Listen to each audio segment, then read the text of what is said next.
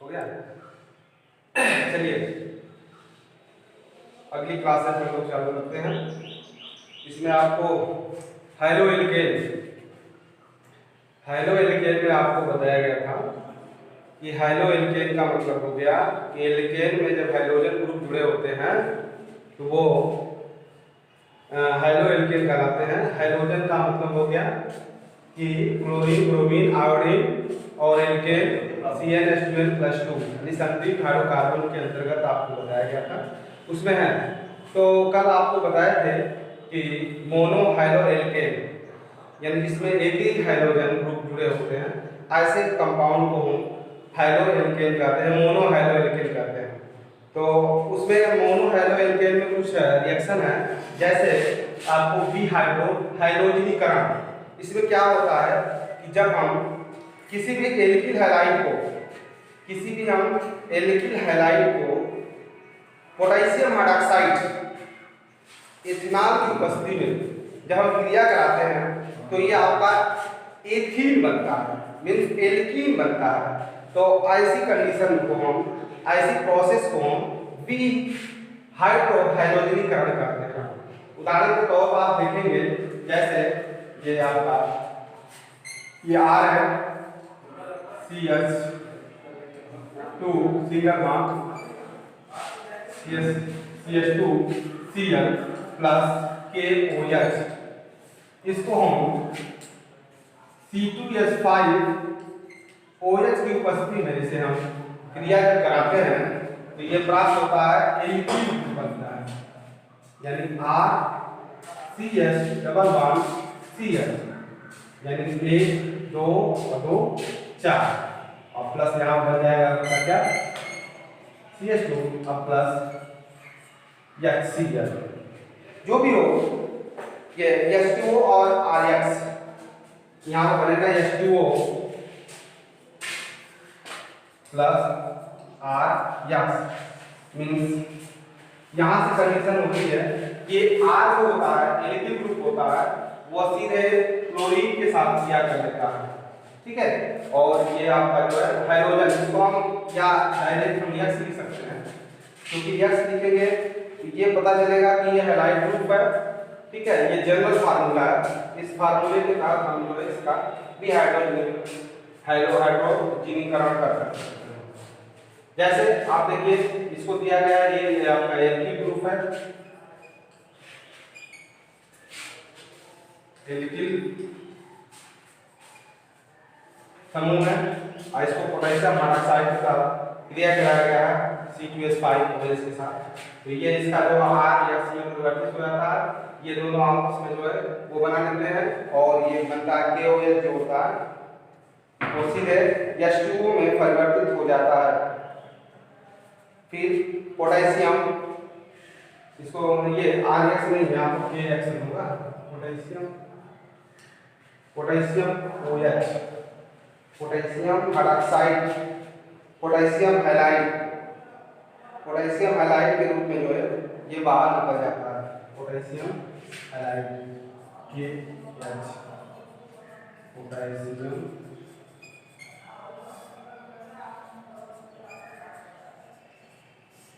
Halide. एक उदाहरण लेकर चलते हैं, ये तो जनरल फार्मूला है, मान के चलिए आप लिख देते हैं CH3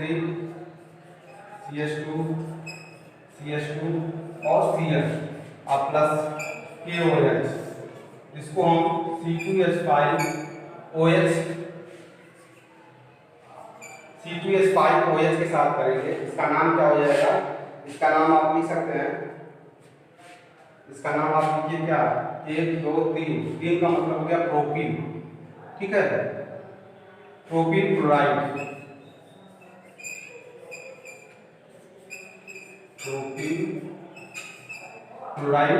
को पोटेशियम हाइड्रोक्साइड के साथ हम क्रिया कराते हैं तो ये आपका प्रोपीन में परिवर्तित हो जाता है। ये आपका किस में परिवर्तित हो जाएगा, प्रोपीन, CH3 CH2 और प्लस H2O और प्लस KCl, पोटेशियम क्लोराइड, इसका नाम हो जाएगा प्रोपीन। यानी आप समझ सकते हैं कि पी हाइड्रोहाइलोजनीकरण में होता क्या है कि कोई भी एल्किल ग्रुप होता है, एल्किल हैलाइड होता है, एल्किल समूह की जगह पर आप एल्किल हैलाइड लिख सकते हैं।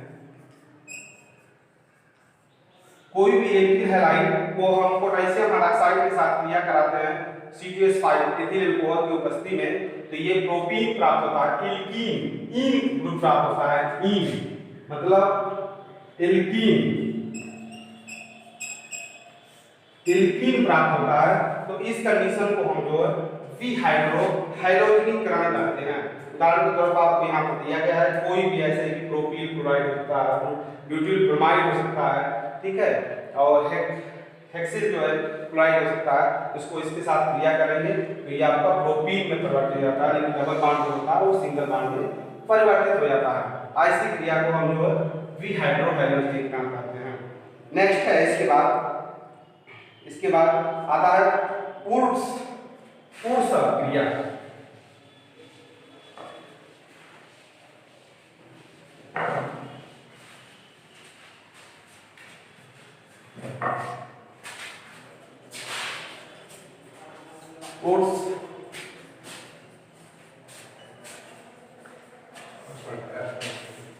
ये उर्स अभिक्रिया है। इस अभिक्रिया के दौरान आप देखेंगे कि जब एल्किल हैलाइड को शुष्क ईथर के साथ जो है किसी धातु के साथ क्रिया कराया जाता है। जब एल्किल हैलाइड को किसी धातु के साथ क्रिया कराई जाती है शुष्क ईथर की उपस्थिति में, तो वो आपका प्राप्त होता है एल्केन प्राप्त होता है। वहां पे एल्कीन प्राप्त हो रहा था, यहाँ पे एल्केन प्राप्त होता है। तो ऐसी कंडीशन को हम जो है वुड्स अभिक्रिया कहते हैं। एक बार फिर परिभाषा आपको समझ लीजिए कि जब किसी एल्किल हैलाइड को सोडियम धातु के साथ अभिक्रिया करते हैं शुष्क ईथर की उपस्थिति में, तो आपका एल्केन प्राप्त होता है। ऐसी कंडीशन को, ऐसी अभिक्रिया को हम वुड्स अभिक्रिया कहते हैं। उदाहरण के तौर पर आप देख लीजिए कि एल्किल हैलाइड जैसे 2 मॉलिक्यूल आर्यक्स, ये आपका एल्किल हैलाइड है।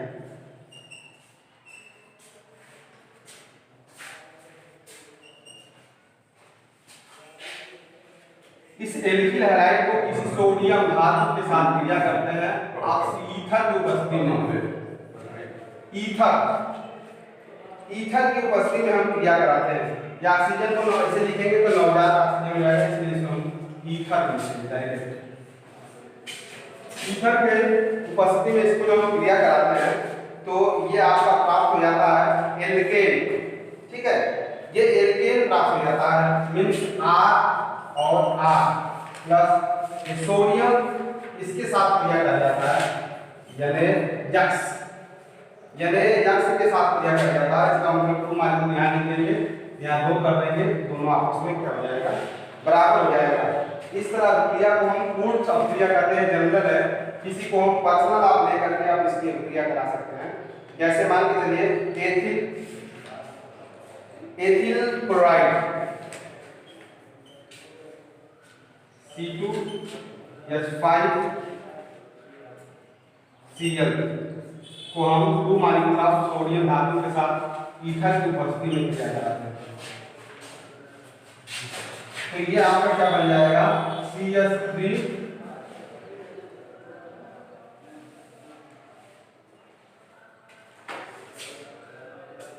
और क्योंकि ये आप देखते हैं यहाँ पे कि 2 मॉलिक्यूल यहाँ पर दिखाई दे रहे हैं।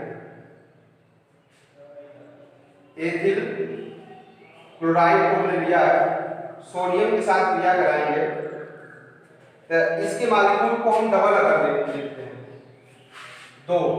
जब 2 लेंगे तो ये 4 में परिवर्तित हो जाएगा, CH2 और CH3, यानी ये 2 गुना कर दिया जाएगा। और ये आपका नॉर्मल ब्यूटेन पड़ेगा और उसके बाद ये 2 मॉलिक्यूल ऑफ सोडियम क्लोराइड में परिवर्तित हो जाएगा। इसका नॉर्मल ब्यूटेन है, यानी एल्केन। जैसे यहाँ पर एल्केन प्राप्त हुआ, उसी प्रकार से यहाँ पर N ब्यूटेन प्राप्त हो गया।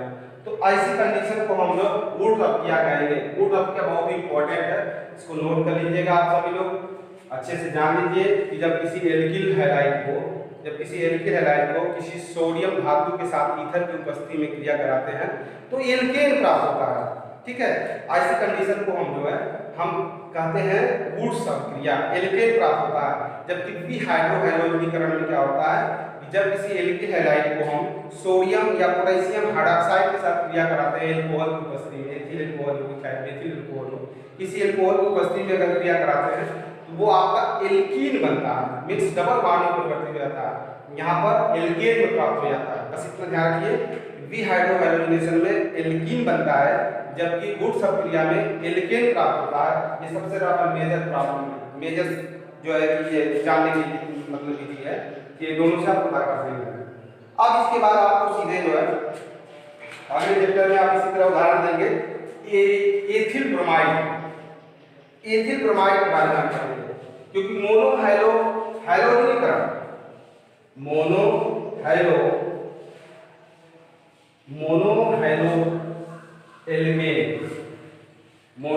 एल्केन के अंतर्गत आपको एथिल ब्रोमाइड का पूरी प्रॉपर्टी पढ़नी है। एथिल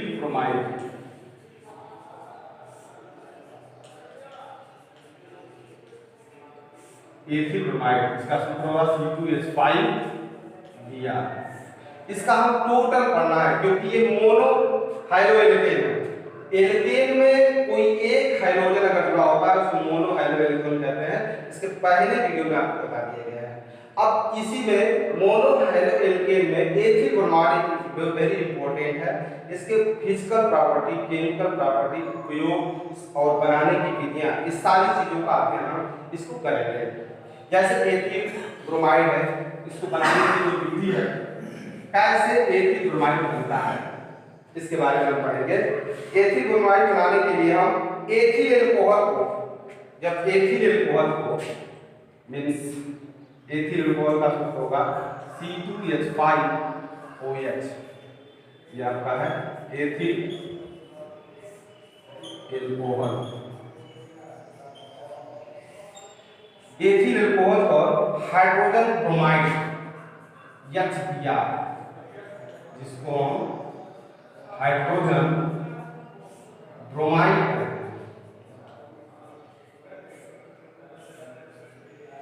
एथिल एल्कोहल को हाइड्रोजन ब्रोमाइड के साथ क्रिया कराते हैं तो ये आपका जो है एथिल ब्रोमाइड प्राप्त होता है। ये किसकी उपस्थिति में होता है?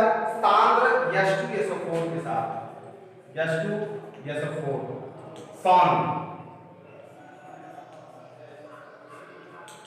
कौन होगा, इसकी उपस्थिति में हम इसको क्रिया कराते हैं। तो ये क्या होता है, इसमें प्रतिस्थापन क्रिया होती है, मींस Br जो है हाइड्रॉक्सी ग्रुप को क्या करता है, रिप्लेसमेंट कर देता है। मींस यहाँ पर आ जाएगा C2H5Br प्लस H2O, क्योंकि H और OH, ये OH और H आपस में मिलकर पानी का निर्माण करते हैं और ये OH को मोर इलेक्ट्रोनेगेटिव तत्व जो है ब्रोमाइड है उसी वह क्या करता है, रिप्लेसमेंट कर देता है और यहाँ पे C2H5 की जगह जो है Br हो जाता है, इसलिए इसका नाम हो जाता है एथिल ब्रोमाइड।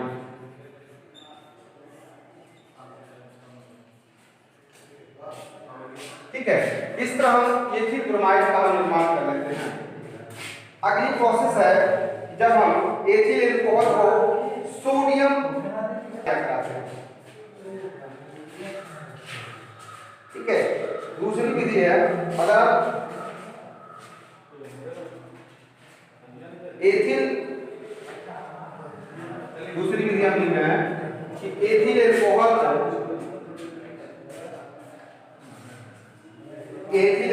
को sodium bromide C2H5OH plus sodium bromide NaBr plus H2SO4 के साथ हम क्रिया कराते हैं। बात वही है जो ऊपर दिया गया है, थोड़ी सी यहाँ परिवर्तन हो गया कि सोडियम ब्रोमाइड यहाँ हो गया, यहाँ हाइड्रोजन ब्रोमाइड है। इसके साथ हम क्रिया कराते हैं तो सेम वही प्रोसेस होता है जैसे कि अगली हम रिएक्शन में आपको बताए हैं, सेम उसी प्रकार से यहाँ पर एथिल ब्रोमाइड बनेगा। एथिल ब्रोमाइड बनेगा, सोडियम हाइड्रोजन सल्फेट बनेगा, sodium hydrogen sulphate C2H5 plus sodium hydrogen sulphate और प्लस H2O बनेगा। ये आपका हाइड्रोजन सोडियम उसके साथ जाकर जुड़ जाएगा सल्फेट के साथ, और यहाँ पर C2H5 जो एथिल ब्रोमाइड आपको बनाना है वो प्राप्त हो जाएगा।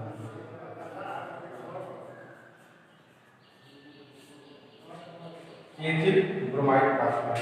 ठीक है, इस तरह देखिए C2H5 में आप NaBr को भी इसमें जोड़ सकते हैं, तो ये हो गया कि Na जो है Na इसके साथ NaOH बना सकता था, लेकिन C2H2SO4 के साथ होने की वजह से या NaHCO3 हो जाता है, इसमें से निकल करके इसके साथ पानी का निर्माण कर देता है।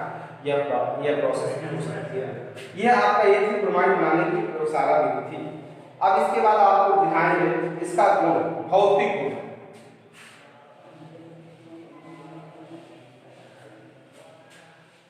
सभी लोग वीडियो को अच्छे से देखिए और उस वीडियो को देख करके समझ लीजिए, फिर उसके बाद उसी में आप एक एक एक्सरसाइज करिए, किताब खोल करके अच्छे से देख लीजिए और सबको रिवीजन करते जाइए। बिल्कुल आसान है। अब देखिए यहाँ पर इस एथिल ब्रोमाइड का बनाने की विधि आपने देख लिया, उसके बाद इसकी जो भौतिक गुण,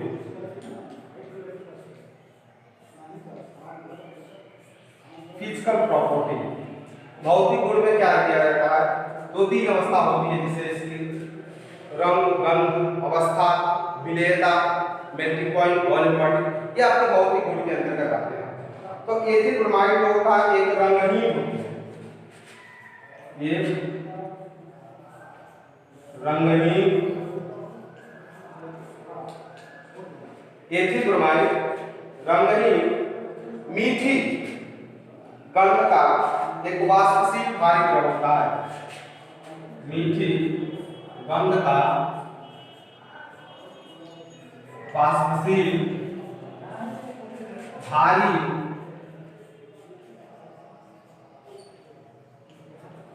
द्रव होता है।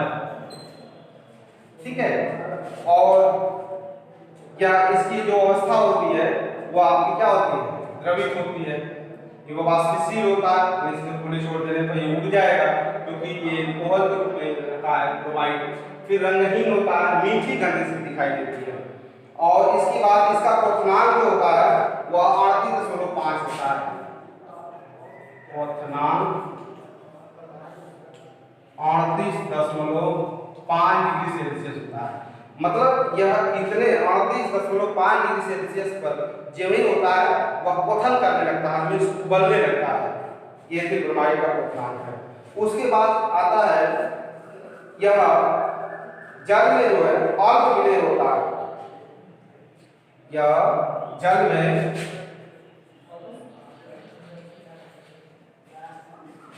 अल्प विलेय होता है, जबकि कार्बनिक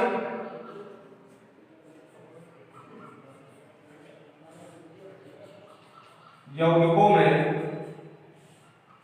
विलेय होता है।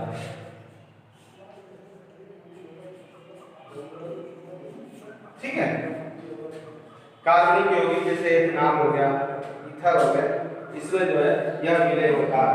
अब इसके बाद इसका जो है हम रासायनिक गुण देखेंगे।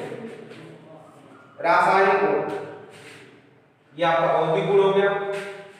इसके बाद इसका हम रासायनिक गुण देखेंगे। रासायनिक गुण का मतलब हो गया केमिकल प्रॉपर्टी, यानी यह किसके साथ क्रिया करके क्या बनाता है। जैसे रासायनिक गुण, इस रासायनिक गुण आप देखेंगे कि पहले हम C2H5 Br प्लस NaOH, यानी एथिल ब्रोमाइड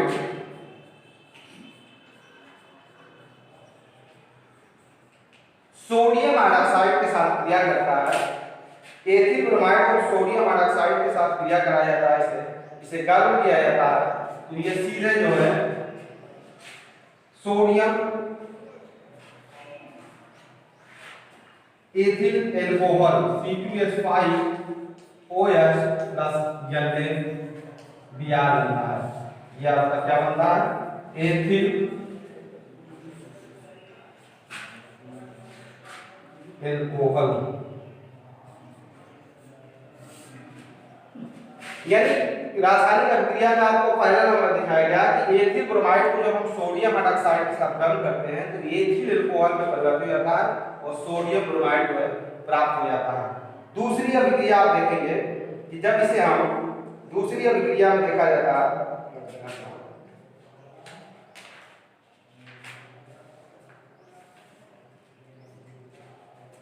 इसे हम सिल्वर नाइट्रेट के साथ अगर क्रिया कराते हैं, एथिल ब्रोमाइड का हम जब हम सिल्वर नाइट्रेट के साथ क्रिया करते हैं तो ये नाइट्रो एथेन प्राप्त होता है। देखिए दूसरा क्वेश्चन,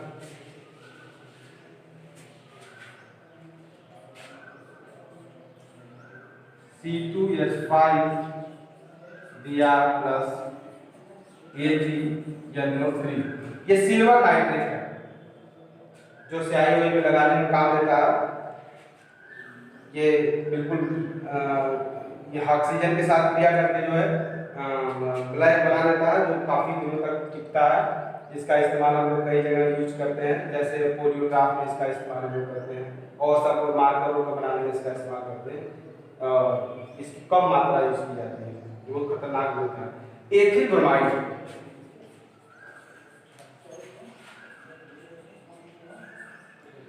को हम जब सिल्वर नाइट्रेट के साथ क्रिया करते हैं, यानी उसके साथ हम इसे गर्म करते हैं, तो आपका प्राप्त हो जाता है नाइट्रो एथेन प्राप्त हो जाता है, नाइट्रो एथेन। देखिए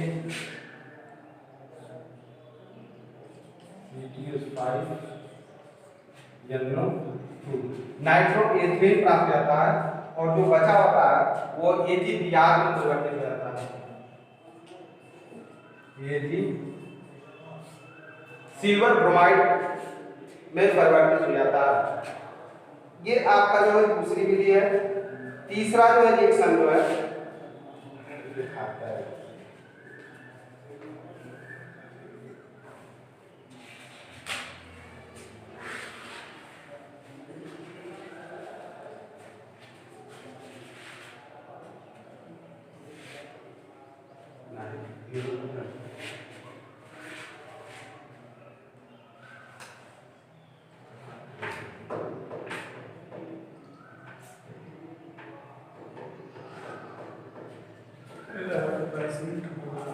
और इसके बाद फिनल क्राफ्ट अभिक्रिया के अंतर्गत इसमें देखेंगे जब एथिल ब्रोमाइड को बेंजीन के साथ क्रिया करते हैं, सबसे इंपॉर्टेंट है। नेक्स्ट देखिए फिनल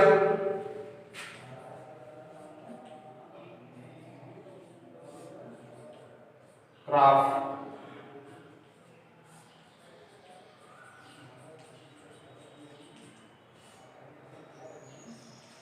बहुत ही इंपॉर्टेंट है।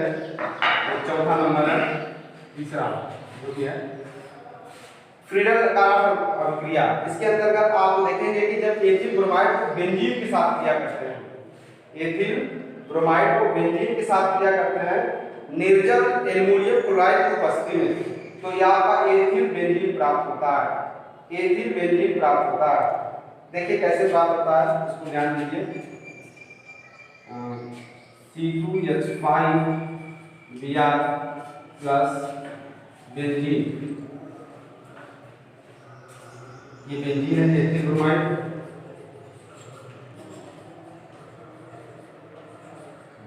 ये बेंजीन है। इसके अल्फा बीटा और पैरा, अल्फा पर जब हाइड्रोजन को रिप्लेसमेंट होता है तो ये इसके साथ मिल करके आपका जो है SBr बन लेता है और ये इसके ऊपर जो है एथिल लग जाता है C2H5 प्लस SBr। यही आपका प्राप्त होता है एथिल बेंजीन। इसका नाम हो जाता है एथिल बेंजीन।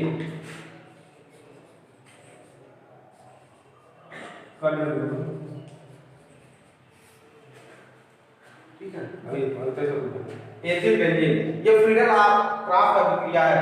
इसके अंतर्गत आप देख लीजिए कि जब भी एथिल ब्रोमाइड को बेंजीन किसी एरोमेटिक कंपाउंड के साथ अभिक्रिया कराई जाती है तो ऐसी अभिक्रिया को फ्रीडल क्राफ्ट अभिक्रिया कहते हैं। बहुत इंपॉर्टेंट है, बार बार परीक्षाओं में आता है। और इस चैप्टर में आपको वुड्स अभिक्रिया आपको बताए थे, वो भी बहुत इंपॉर्टेंट है। विहाइड्रो हैलोजनीकरण जो होता है ये बहुत रिएक्शन बहुत जबरदस्त है, बार बार इसको किया जाता है। 3 रिएक्शन इसमें 100% जो है आप इसको रख लीजिए। विहाइड्रो हैलोजिनेशन, वुड्स अभिक्रिया और उसके बाद फ्रीडल क्राफ्ट अभिक्रिया। अब इसके बाद एथिल ब्रोमाइड का इसी तरह रासायनिक गुण जो है किसी के साथ रिएक्शन करके आप बहुत सारे जो है यौगिकों का निर्माण कर सकते हैं। साथ में आप इसका उपयोग देखिए क्या क्या है। लास्ट है इसका उपयोग।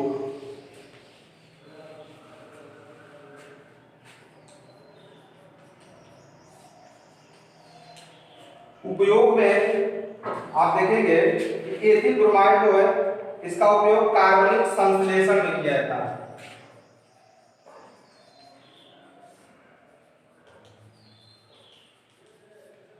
कार्बनिक संश्लेषण यानी कि कार्बनिक पदार्थ जो होता है उसकी उत्पत्ति यानी उसका जो है निर्माण जो है इसके एथिल ब्रोमाइड के द्वारा हम कर सकते हैं। दूसरा नंबर है एथिलीनी कारक। एथिलीनी कारक के रूप में यह विकर्मक के रूप में यूज करते सकते हैं। दूसरा नंबर। और तीसरा जो है बर्बिट्यूरेट।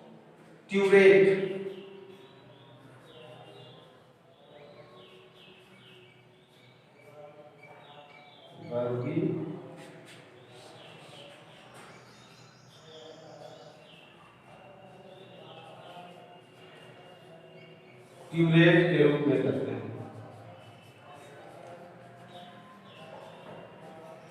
ये बारबीट्यूरेट क्या है? बारबीट्यूरेट एक औषधि के रूप में हम इस्तेमाल करते हैं। जब कोई यूरिन प्रॉब्लम होती है तो उसमें इसका इस्तेमाल किया जाता है बारबीट्यूरेट। ये पशुओं में भी आदमियों में भी हर जगह जो है यूरिन संबंधित जो भी बीमारी होती है उससे जो इसका इस्तेमाल किया जाता है। ये औषधि के रूप में बनाया जाता है। बस आज के लिए इतना ही वीडियो। फिर अगले चैप्टर में आपको डाई हैलोजनीकरण मीन्स आपको आपने भी पढ़ा था मोनो हैलो एल्केन पढ़ा थे और इसके बाद अगले वीडियो में आप डाई हैलो एल्केन पढ़ेंगे और ट्राई हैलो एल्केन एक ही साथ पढ़ा देंगे।